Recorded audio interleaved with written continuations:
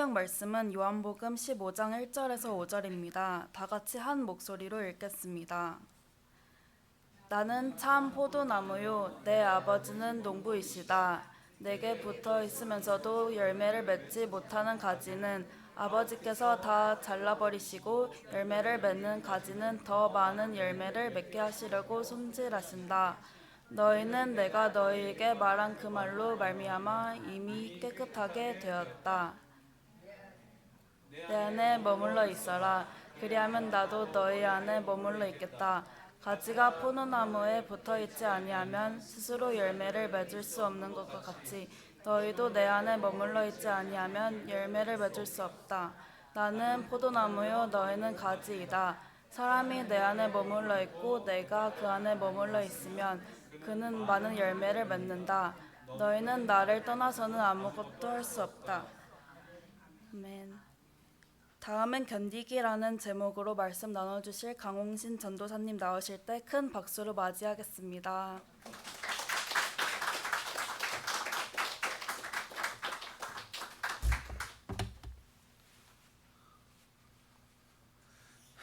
예배 나오신 여러분들 주님의 이름으로 환영합니다. 우리는 그리스도인입니다. 그리스도인, 예수님을 따르는 사람들. 그렇기 때문에 예수님이 하시는 말씀, 예수님이 나는 무엇 하는 사람이다 라는 것을 잘 경청을 해야 됩니다. 성경에 보면은 예수님이 나는 무엇이다 라고 강조한 말씀들이 있는데, 이게 요한복음에서 I am 7대 강령이라는 말씀이 있습니다. 7대 선언. 그래서 첫 번째, 나는 생명의 떡이다. 영적 생명을 주시는 분이라는 말씀이시죠. 두 번째, 나는 세상의 빛이다. 어둠을 몰아내고 길을 비추시는 분. 세 번째, 나는 양의 문이다. 구원의 출입구라는 말씀이시죠. 네 번째, 나는 선한 목자다. 우리를 지키시고 돌보시는 분. 다섯 번째, 나는 부활이요 생명이다. 죽음을 이기시는 분이라는 말씀입니다. 여섯 번째, 나는 길이요 진리요 생명이다. 하나님께 나아가는 유일한 길이다. 그리고 마지막 일곱 번째, 나는 참 포도나무다. 오늘 말씀입니다. 근데 특이하게도 일곱 번째 나는 참 포도나무다의 말씀에 덧붙여서 너희는 무엇이다 라는 말씀을 유일하게 하신 부분입니다. 나는 참 포도나무요 너희는 가지니 라는 중요한 단서를 예수님께서 말씀하셨습니다. 오늘 한 본문을 먼저 살펴볼 텐데요. 1절 보겠습니다. 나는 참 포도나무요 내 아버지는 농부다. 왜 예수님께서는 나는 포도나무요라고 안 하고 나는 참 포도나무라고 얘기하셨을까요? 이 말씀을 좀 이해해 보려면 이사야서 5장 1, 2절을 좀 봐야 됩니다. 이사야서 5장 1, 2절 말씀 다 같이 읽겠습니다. 내가 사랑하는 이에게 노래를 해주겠네. 그가 가꾸는 포도원을 노래하겠네. 내가 사랑하는 사람은 기름진 언덕에서 포도원을 가꾸고 있네. 땅을 일구고 돌을 골라내고 아주 좋은 포도나무를 심었네. 그 한가운데 망대를 세우고 거기에 포도주 짜는 곳을 파놓고 좋은 포도가 맺기를 기다렸는데 열린 것이라고는 들포도뿐이었다네. 여기에 좋은 포도가 바로 참 포도나무고 들포도가 나쁜 포도나무입니다. 나쁜 포도. 이 말씀의 배경은 그렇습니다.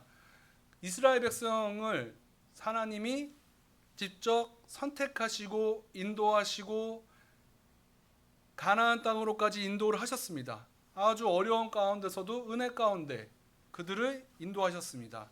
그런데 이스라엘 민족 가운데 감사함과 하나님을 향한 마음이 자꾸 변질되고 그곳 토촉 신앙이었던 바알과 아세라를 섬기는 그런 신앙에 자꾸 유혹되기 시작했습니다.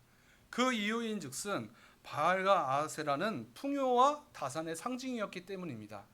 그들은 유목민족에서 정착민족으로 바뀌는 순간에 나름대로의 그런 곡식들을 가꾸고 도시를 일궈 나가고 자신들의 산업을 일으키기 위해서 농사를 짓고 여러 가지 것들을 해야 됐는데 그것들의 복을 받기 위해서 바알과 아세라 신의 그 다산과 풍요의 그것을 추구하기 시작했습니다.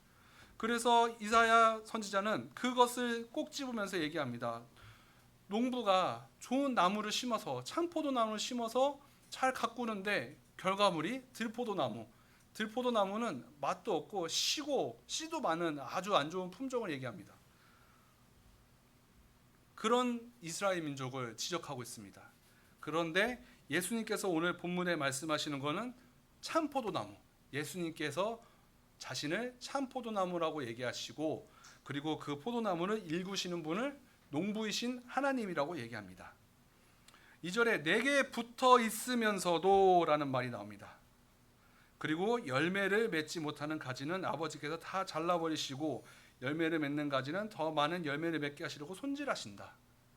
이게 좀 약간 평이한 말씀일 수도 있는데 생각해보면 굉장히 무서운 말씀입니다.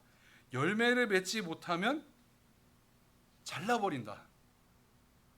그리고 열매를 잘 맺는 가지는 더 잘 열매를 맺기 위해서 깨끗하게 하신다. 세상이 말하는 열매, 결국 성공을 얘기하고 주님이 말하는 열매는 좀 다른 열매입니다. 세상이 말하는 열매가 나쁘다는 의미가 아니라 세상에서 말하는 열매는 뭔가 성과가 있어야 됩니다. 눈으로 보이는 성과, 결과물이 있어야지만 열매라고 인정을 하고 성과라고 인정을 합니다. 근데 주님이 말하시는 열매는 그런 열매가 아닙니다. 주님이 말하는 열매는 하나님이 주신 그 사랑을 나눠라. 내가 받은 사랑을 나눠라의 말씀입니다. 세상의 빛과 소금의 역할을 감당을 하는 것은 세상으로 가서 사랑이 없는 세상으로 가서 사랑을 베풀어라. 사랑을 전달하는 사람이 되라 라는 말씀입니다. 이거는 오늘 본문 뒤에 읽진 않았지만 12절 이후에 보면은 내 이웃을 내 몸과 같이 사랑하라는 예수님의 결론의 말씀이 있습니다. 이것처럼 하나님의 받은 사랑을 이웃에게 전해라. 나의 사랑을 세상에 전하라. 근데 이 사랑을 전하는 것은 내 영광이 아니라 농부의 영광입니다. 열매를 맺고 열매가 잘 익어서 좋은 사람들에게 공급할 때 그 열매가 영광을 갖습니까? 그거를 농작한 그 사람이 영광을 받습니다. 우리 과일 상자 보면은 거기에 이름이 적혀 있잖아요. 생산자 누구누구, 생산자 강홍신 하면서 거기다 품질을 상중하로 여겨가지고 좋은 품질 받고 때로는 그게 어떨 때는 대통령상까지 받는다고 하더라고요. 좋은 품질은. 그것처럼 농부가 영광을 받습니다. 하나님이 영광을 받습니다. 우리가 좋은 열매를 맺으면은 내가 영광을 받는 것이 아니라 하나님이 영광을 받습니다. 그래서 열매가 무엇이냐? 열매는 주님 안에서 살아가면서 순종의 많은 결과들입니다. 기도의 응답이 될 수도 있고 전도와 선교의 결과가 될 수도 있고 어떤 일에서 열심히 해가지고 그 성과를 하나님께 영광을 돌리는 그 순간이 될 수도 있습니다. 근데 이것을 사도 바울은 정확하게 열매에 대해서 이야기했습니다. 성령의 9가지 열매. 사랑, 희라, 화평, 오래 참음, 자비, 양성, 충성, 온유와 절제. 근데 이 모든 것들을 보십시오. 어떤 물건과 어떤 유형의 어떤 자산을 얘기하는 것이 아니라 우리 마음의 중심, 마음을 얘기하고 있습니다. 하나님이 원하시는 열매는 우리의 마음의 중심을 보시고 마음이 낳아낸 그 결과를 말씀하고 있습니다.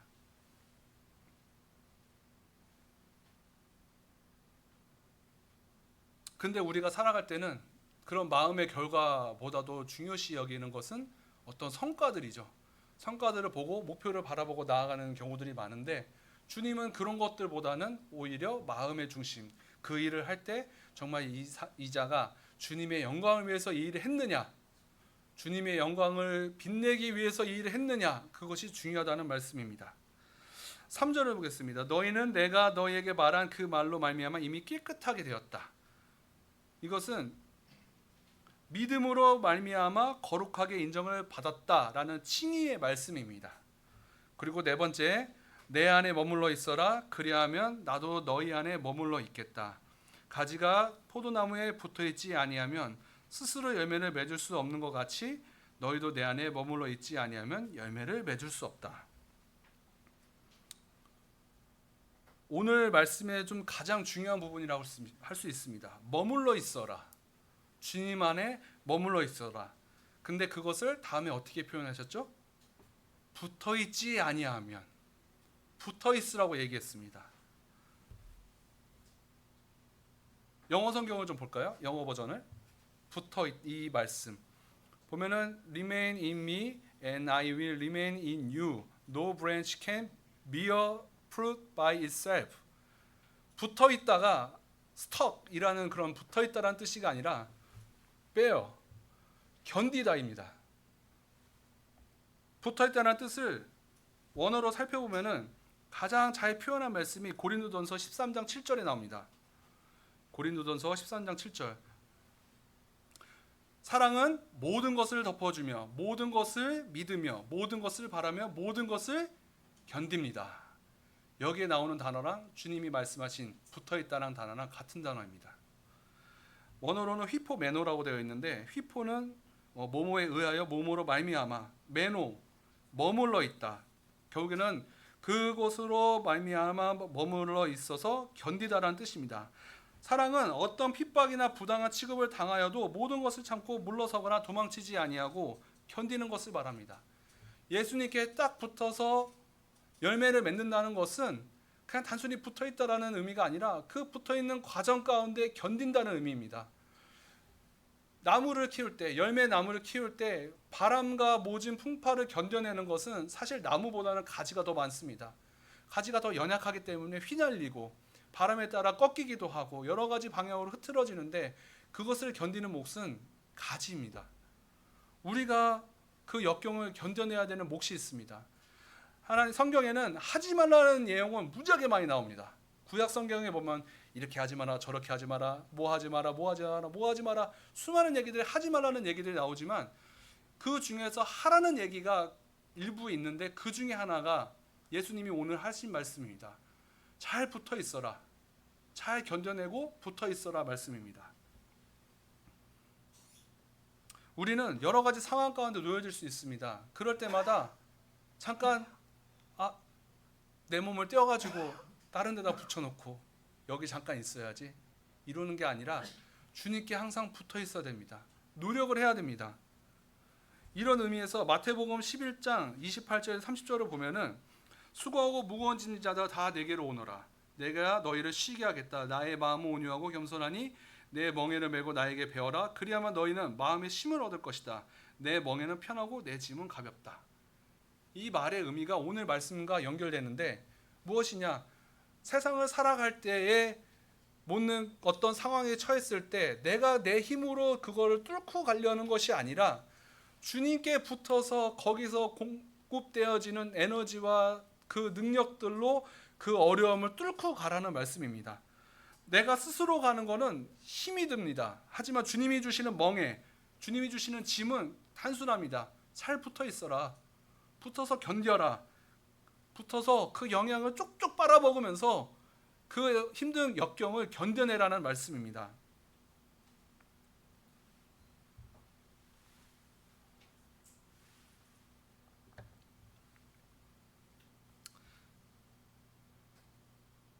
요즘 K-팝 데몬 헌터스라는 유명한 애니가 아주 유행입니다. 혹시 권사님들도 들어는 보셨죠? 골든이라는 노래. 어쩌다 한 번씩 꼭 들어보셨을 거예요.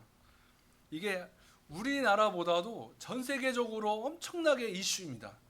막 미국 뚱뚱하고 털 보인 이런 아저씨들이 그 골든이라는 노래를 틀어놓고 춤을 막 추고 빠져가지고 그 데몬 헌터스라는 그 애니를 보면 눈물을 흘리기도 하고 아주 재미난 상황이 벌어지고 있는데 한 그 철학 교수님이 이 사태를 평가한 내용을 제가 재미있게 들었는데 왜 헐리우드의 유명한 영화들이 약간 요즘 죽을 쓰고 K컬처, 한국의 문화가 이것을 그들을 장악했느냐에 대해서 설명을 한 것이 미국의 헐리우드, 서양의 문화는 대부분 보면은 정복의 역사입니다.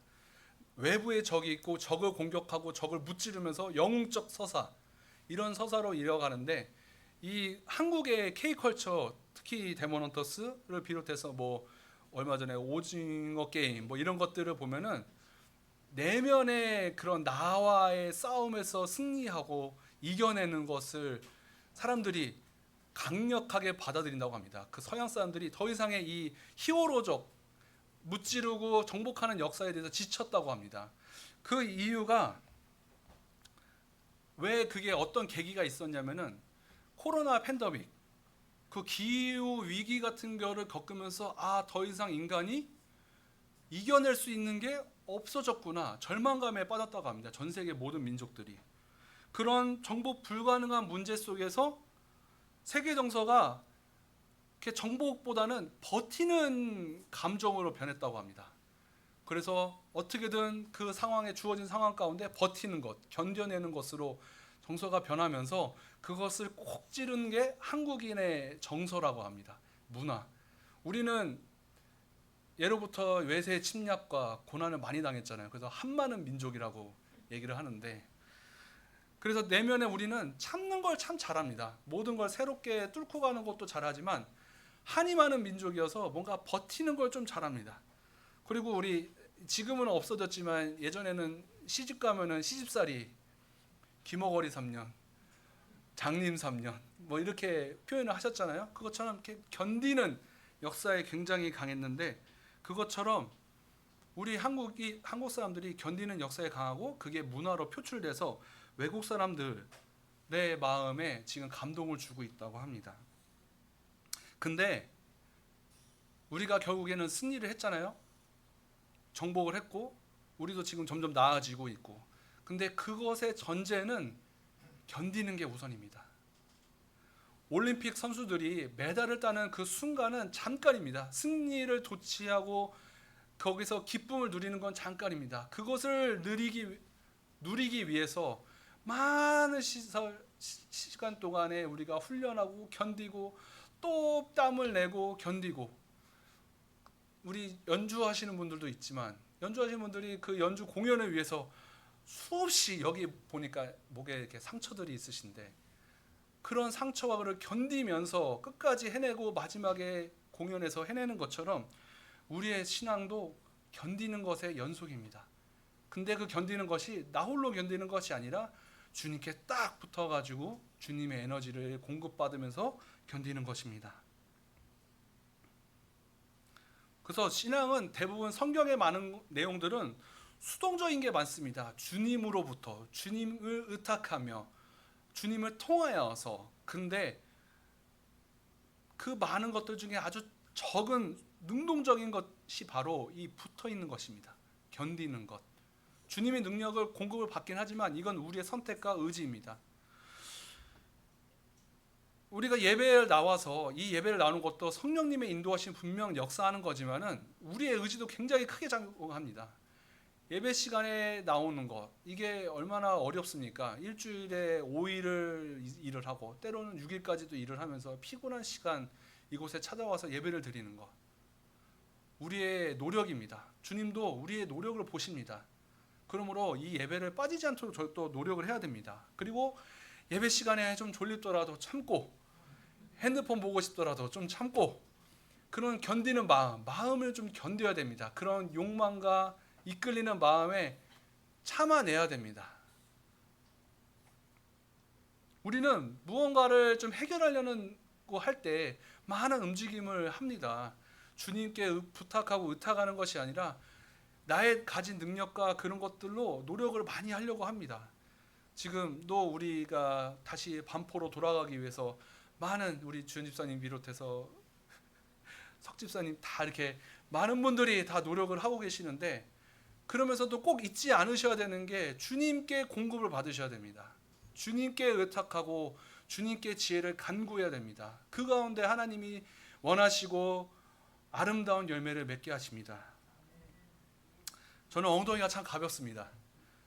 가만히 앉아있지 못합니다. 사실 교회에서 비춰지는 모습은 가만히 좀 앉아있고 무게가 있어 보일지는 모르겠으나 저는 가만히 앉아있는 걸 별로 안 좋아합니다. 문제가 생기면 그래? 가서 확인해보고 눈으로 확인하고 문제를 해결하고 이런 걸 너무 좋아합니다. 누구를 도와주는 것도 아주 적극적으로 나서고, 사실 저도 때로는 기도보다도 제 행동이 앞설 때도 있었습니다. 그런데 주님이 저한테 얼마 전에 큰 은혜와 큰 깨달음을 주신 역사적인 사건이 있었습니다. 제 오랜 기간 동안에 로망이 하나 있었습니다. 로망. 제가 차를 끌고 운전을 해서 제주도에 가는 거였습니다. 그래서 다들 아시다시피 제가 한 달 전쯤에 제주도 휴가를 다녀왔는데요. 차를 끌고 가는 게, 제 차를 끌고 가는 게 되게 로망이 있었어요. 왜 그런지 모르겠어요. 원래는 인천에서 배를 타고 하룻밤을 자면서 제주로 가기로 원했는데 인천 배가 이제 망했어요. 사람이 별로 없어가지고, 노선이 없어져가지고 어쩔 수 없이 저 완도까지 가야 됐어요. 땅끝까지.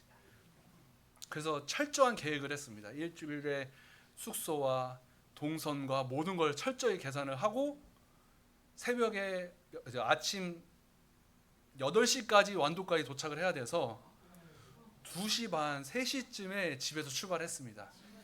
저의 계획은 한치의 틈도 없었습니다. 완벽했습니다.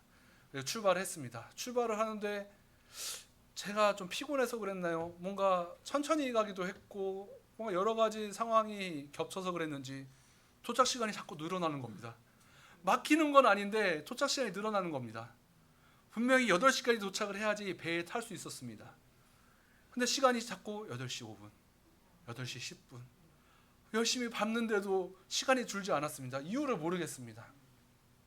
이제 어느덧 거의 이제 서해안 고속도로 시작점에서 출발해서 끝까지 군산, 목포까지 내려갔고 거기서 국도로 타고 들어가는데 도저히 시간 안에 도착이 안 되는 거예요. 근데 이 배를 못 타면은 일주일간 숙소를 다 날려버리는 위기에 처했습니다. 예약금을 다, 왜냐면은 배를 타고 갈 수 있는 방법이 그렇게 많지가 않으니까요. 그래서 어느 정도 가는 와중에 그 완도 여객선에서 전화가 왔습니다. 몇 시에 도착하시나요? 8시까지 올 수 있으신가요? 8시 10분에 도착할 거야. 그럼 안 되는데 좀 빨리 오셔야 돼요. 빨리 오셔야 돼요. 늦어도 8시 반까지는 오셔야지 막차를 탈 수 있습니다. 그런데도 시간은 자꾸 늘기 시작했습니다. 이유를 모르겠습니다. 열심히 갔는데 시간이 늘어났습니다. 결국 완도 여객터미널에 도착하니까 배가 뿌 하고 이렇게 배가 가기 시작했습니다. 배를 놓쳤습니다. 그 다음 날에 예약도 제가 알고 있었는데 이미 만석이었습니다. 차는 탈 수도 없고, 그래서 여객터미널 그 차량 관리하는 데로 가가지고 물어봤습니다. 다음 배가 있었어요. 다음 배가 4시, 3시 배가 있었습니다. 그래서 3시 배 탈 수 있습니까? 지금 만석입니다. 어떻게 대기라도 걸어드릴까요? 대기가 몇 번인가요? 대기가 5번째래요. 그럼 평소에 몇 번째까지 타나요? 그거는 알 수 없습니다. 한 대도 못 타는 경우도 있고 10몇 대가 들어가는 경우도 있고. 기다리실래요? 일단 넣어주세요. 그래서 5번 넣어놓고 절망감에 빠졌어요. 와이프가 직장에서 어렵게 낸 그 휴가 기간, 애들도 너무 기대하는 그 순간을 망쳐버릴 것만 같아가지고 너무 괴로웠습니다. 기도했습니다. 하나님 어떻게 해야 되나요? 사실 저는 이런 일에, 이런 뭔가 차량에 관련된 일에 약간 빠꿈입니다. 여러 방면을 많이 알아보니까 밤에 목포로 가면은 목포에서 차를 탁송으로 보내고 다른 배로 보내고 사람은 목포에서 타고 가고 막 이런 복잡한 방법들이 있었고, 또 하나는 삼천포에서 타는 방법도 있었는데 비용이 한 50만 원 이상이 더 들어가서 나 이거 감당 못 하는데. 그런데 하나님께서 저한테 주시는 말씀이, 홍신아 기다려봐. 너무 불안했는데 그런 마음을 주시는 거예요. 너 그지 어려운 마음 힘들지? 견뎌봐. 그리고 기다려봐. 그래서 어쨌든 기다리기로 마음을 먹고 근처 식당을 가서 애들은 밥을 먹고 저는 메뉴도 못 시켰습니다. 입에 물 한 모금도 넘어가질 않는 거예요. 그래서 괴로운 마음에 애들을 먹이고 이리저리 돌아다니다가 결국 여객실 안에서 대기하고 기다리다가 오라는 시간에 딱 갔어요. 여객터미널 그 차량 수속 받는 데를 갔는데 이제 막 그때부터 긴장되기 시작했어요. 거기도 굉장히 분주해지더라고요. 몇 번 차 몇 시까지 옵니까? 몇 번 차 몇 시가 몇 번 차 들어갔습니까? 막 무전으로 배하고 연결하면서 그 고객한테 전화하면서 오십니까? 못 오십니까? 계속 연락하고 확인하더라고요. 그래서 한 대가 빠졌습니다. 2대가 빠졌습니다. 또 3대도 빠졌습니다. 4대가 빠졌습니다. 한 대만 더 뽑아주면 제가 타는 거예요. 다 근데 마지막에 한 대가 전화했더니 몇 시에 옵니까? 50분까지 도착합니다. 했더니 50분까지 오셔야 되는데요. 근데 속으로는 못 왔으면 좋겠는데 미안하지만 못 왔으면 좋겠는데 전화를 그 사람하고도 한 3번 4번 몇 분까지 51분 지키는데요. 아슬아슬한데요. 이제 마지막 타는 순간 정각이 됐습니다. 마지막 확인하러 그 팀장이 전화해서 마지막으로 한번 확인해봐 했더니 55분 도착이야. 그럼 못 타십니다. 됐어. 저도 갈 수 있습니다. 저 갈 수 있죠. 예, 갈 수 있습니다. 얼른 결제하고 타는데 제가 마지막 차였어요. 너무 감격스러웠어요. 거기서도 축하드립니다 합니다. 축하드립니다. 저는 그 소식을 듣고 그 여객터미널에 가족들이 기다리고 있는 애들하고 다 타고 거기 우리 식구만 남아 있었어요. 야, 탈 수 있대 하면서 달려갔어요. 근데 제가 그때 그 순간에 느낀 게 무엇이냐? 그 기다렸던 간절함으로 통해서 내어진 열매 플러스 저 배가 구원의 방주였다면, 구원의 방주. 저는 너무 소름 돋았습니다. 구원의 방주도 이와 같을 거다. 마지막 순간에라도 타면은 구원을 얻을 수 있을 것이다. 저는 너무 감동을 받았어요. 그 순간에 2가지의 감동을 받았습니다. 구원의 방주를 타는 것 같은 그 짜릿함을 거기서 느꼈는데, 기다리지 못하는 저의 마음 가운데 하나님이 겉봐, 너 탈 수 있다니까. 그래서 그 배를 타고 가서 즐거운 시간을 보내고 새카맣게 타서 제가 돌아왔죠.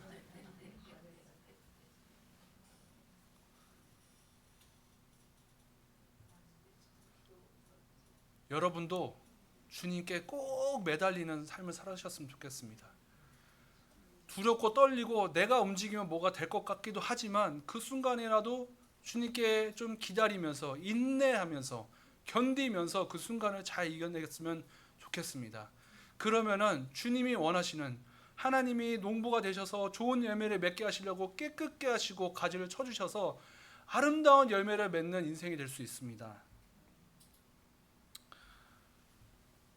우리가 지금 계속해서 인간 세상은 발전을 위해서 나아갑니다. 발전을 위해서 날마다 노력하고 산업도 발전하고 기술도 발전하고 여러모로 발전을 하지만 그 끝이 과연 무엇입니까?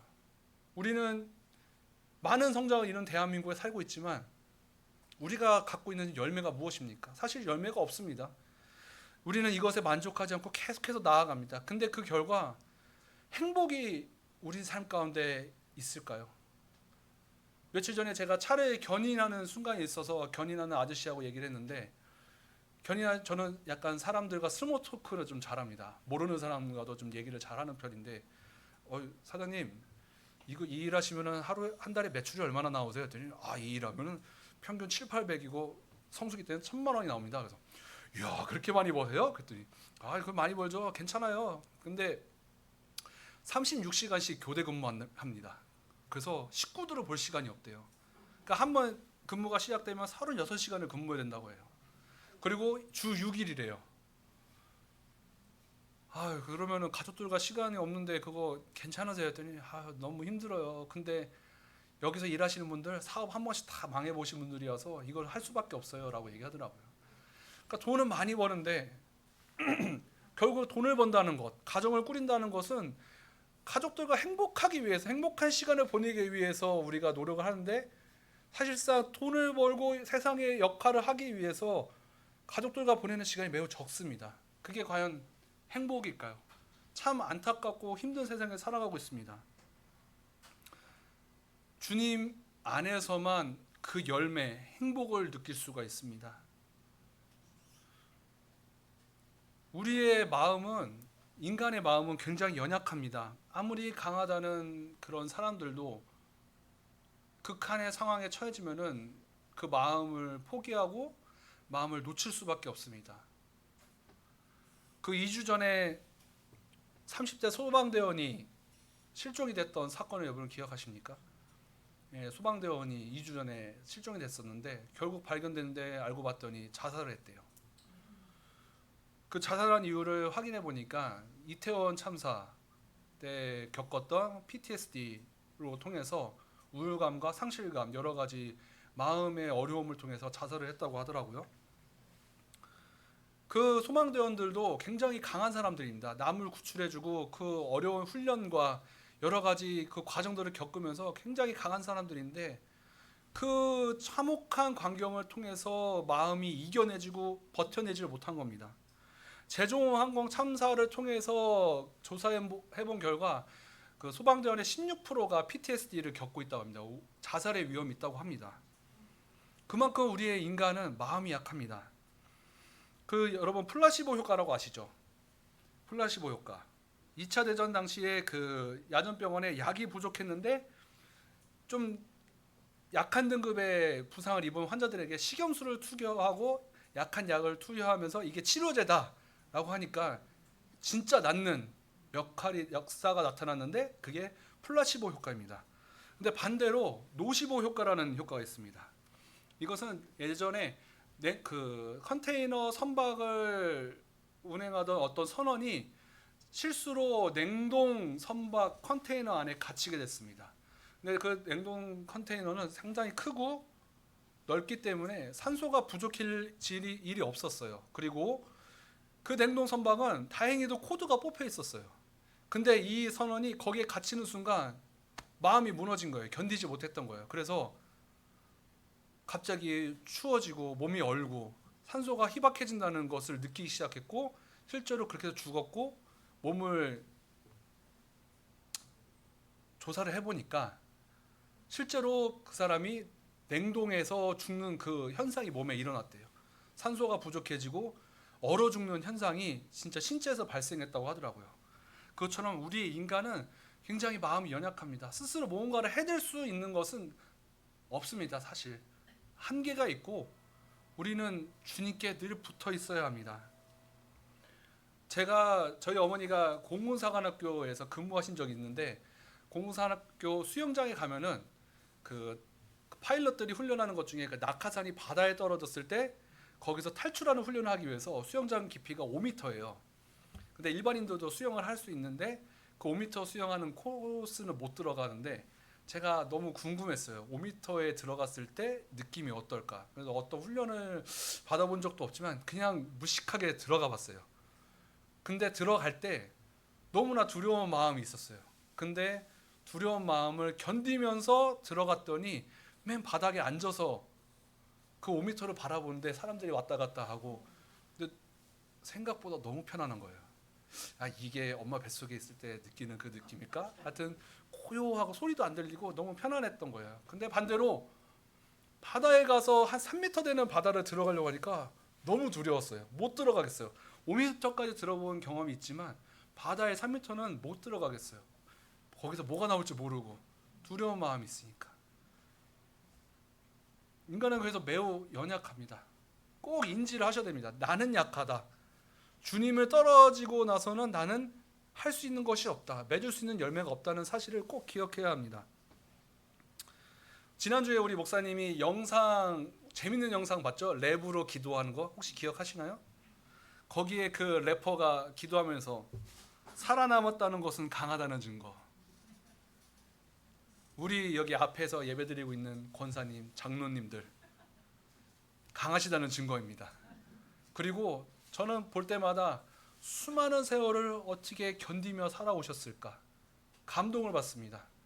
나도 저 나이가 될 때까지 잘 견뎌야 될 텐데, 인생을 잘 버티고 견디며 살아야 될 텐데 라는 생각을 하면서 더욱더 주님을 의지하게 됩니다. 인간은 주님이 주신 인도하신 가운데 살아가면서 많은 선택들을 할 수 있습니다. 자유롭게 교회를 떠날 수도 있고 주님 곁을 떠날 수도 있습니다. 그런데 그것을 떠나지 않는 물론 요나처럼 하나님의 명령을 불복해서 떠났다가 끌려오는 그런 역사도 있겠지만 대부분은 떠나서 돌아오지 않습니다. 지금의 내 신앙의 모습이 10년 뒤의 신앙의 모습입니다. 나 지금 급한 일 있어, 나 어려운 일 있어, 이것만 해결되고 주님 다시 돌아올게요. 안 돌아옵니다. 지금 내가 예배드리고 있는 이 자리의 모습이 10년 뒤에도 나의 신앙의 모습입니다. 제가 그래도 한 20년간 신앙 사역을 했는데 수많은 사람들을 봤을 때 전도사님 저 이것만 해결되고 돌아올게요 하고 돌아온 확률이 굉장히 희박합니다. 문제가 있거든 더 주님께 바짝 붙어서 주님께 의뢰하고 나아가야 됩니다. 욥을 한번 생각해 봅시다. 욥은 떠날 수밖에 없는 인생을 살았습니다. 친구들도 하나님을 원망하라고 했고 너 죄 때문에 네가 지금 고난을 겪는 거야. 그의 아내는 너의 하나님을 욕하고 저주하고 떠나가라고 죽으라고까지 얘기했습니다. 그런데 욥의 선택은 어떻게 했습니까? 떠나지 않았습니다. 붙어 있었습니다. 끝까지 붙어 있었습니다. 그런데 반대로 우리의 그 하나님의 역사를 떠난 사람들이 있습니다. 대표적으로 아담과 하와 하지 말라는 걸 해가지고 하나님의 말씀을 떠났습니다. 가인 자기의 제사가 받아들여지지 않자 동생 아벨을 살해했습니다. 주님을 마음 그 동생을 향한 그 질투심 때문에 하나님을 떠나는 역사가 나타났습니다. 이스라엘 백성들 아까도 얘기했다시피 우상 숭배와 이단을 믿는 마음 때문에 하나님을 떠났습니다. 사울 왕도 마찬가지입니다. 처음에는 하나님의 부르심을 받았으나 교만과 불순종으로 하나님을 떠나는 결과가 나타났습니다. 그리고 절정으로 이르는 유다 예수님을 은 30에 팔아 넘겼습니다. 그 스승을. 여러분은 어떤 선택을 하실 겁니까? 은 30을 선택하실 것입니까? 아니면 그걸 포기하고 주님과 함께 십자가에 매달리는 고난의 길을 선택하실 것입니까? 우리가 드리는 이 예배는 우리가 육체로 예배를 드리는 것 같지만 육체로 드리는 예배가 아닙니다. 오늘 장로님의 기도의 말씀 속에도 나왔지만 하나님은 영이시니 예배하는 자가 영과 진리로 예배할지니라. 영과 진리로 예배를 드리는 겁니다. 예전에 저에게 조언하셨던 어떤 목사님이 이런 말씀하셨습니다. 그 목사님이 사역 때에 다니는 교회의 목사님 설교가 너무 별로였대요. 정말 별로였대요. 그래서 대부분의 성도들이 잠들고 대부분 성도들이 딴짓을 하고 그냥 그분의 인품이 너무 좋아서 그 교회를 다녔지 어떤 말씀의 역사가 있지는 않았대요. 그렇지만 그 목사님이 항상 맨 앞에 앉아서 예배를 드렸대요. 그 이유인즉슨 하나님이 그렇게 말씀을 하셨고 또 말씀이 별로더라도 사람이 하는 얘기가 별로더라도 그것을 듣고 역사하시는 하나님의 그 은혜와 능력을 받는 것은 내 안에 있는 영이다 라는 믿음으로 제일 앞에서 아멘 아멘 하면서 예배를 드리셨대요. 그 결과 그분은 엄청난 능력들과 엄청난 사역들을 감당하시는 걸 제가 봤습니다. 강도사님, 그러니 우리가 대학원 때 특히 사역 초기에는 그것을 많이 합니다. 저분의 설교는 이게 문제고 이게 문제고 신학적으로는 이런 문제가 있어 이런 평가를 하게 되는데 그런 오류에 빠지지 말고 아멘으로 화답하십시오 라고 저한테 얘기를 하더라고요. 그러면 내 영이 당신의 영이 하나님이 크게 부어주시고 그 은혜와 능력들을 넘치게 해주실 거라는 말씀을 저에게 전달해 주신 적이 있습니다. 그래서 저는 그 뒤로 평가를 안 하기 시작했습니다. 아멘 아멘 합약하기 시작했습니다.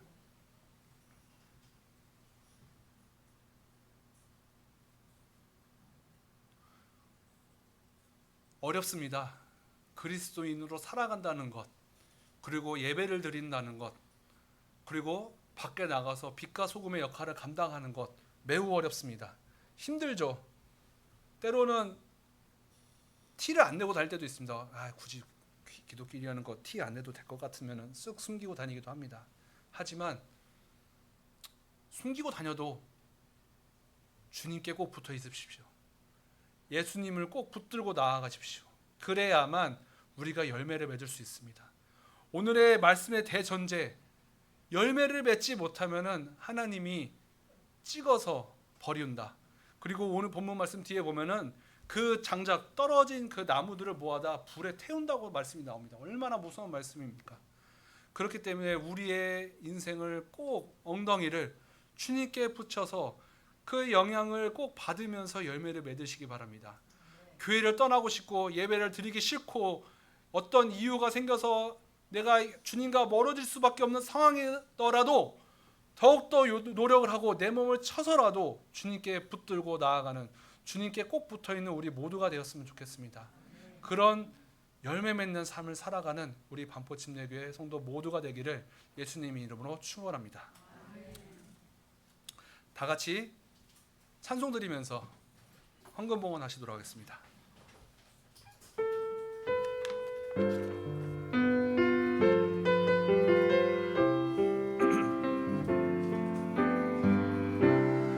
언제나 내 모습 너무나 부끄러워 무릎으로 주님께 기도로 가오니 나 홀로 서 있는 죽은 내 영 깨우사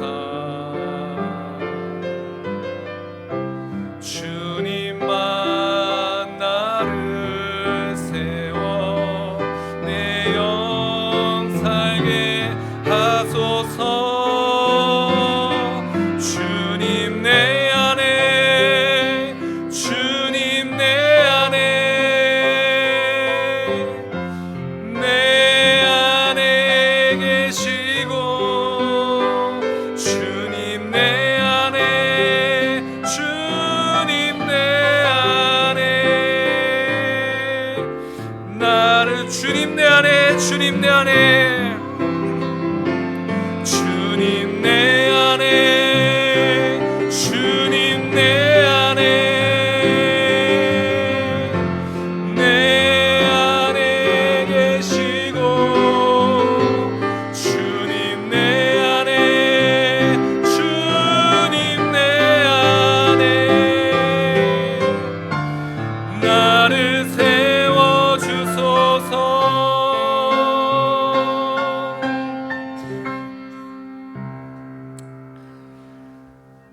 누가 우리를 그리스도의 사랑에서 끊을 수 있겠습니까? 환난입니까? 곤고입니까? 박해입니까? 굶주림입니까? 헐벗음입니까? 위협입니까? 또는 칼입니까?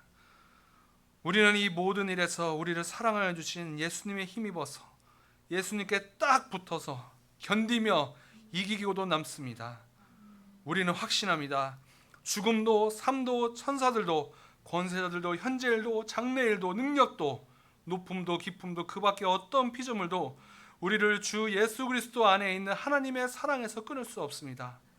그 사랑 가운데 많은 열매를 맺어 농부이신 성부 하나님께 영광 돌리는 삶을 살아가는 귀한 반포교회 성도들이 되게 인도하여 주시옵소서.